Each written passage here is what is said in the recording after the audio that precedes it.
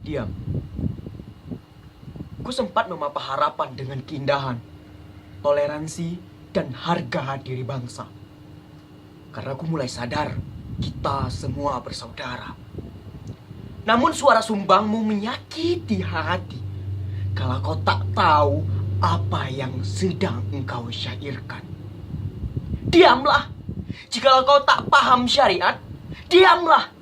Jikalau kau tak mengerti istimewanya agamamu, diamlah. Karena diam lebih pantas bagimu.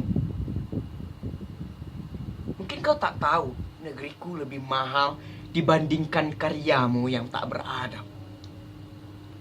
Diamlah untuk kamu yang tak paham syariat.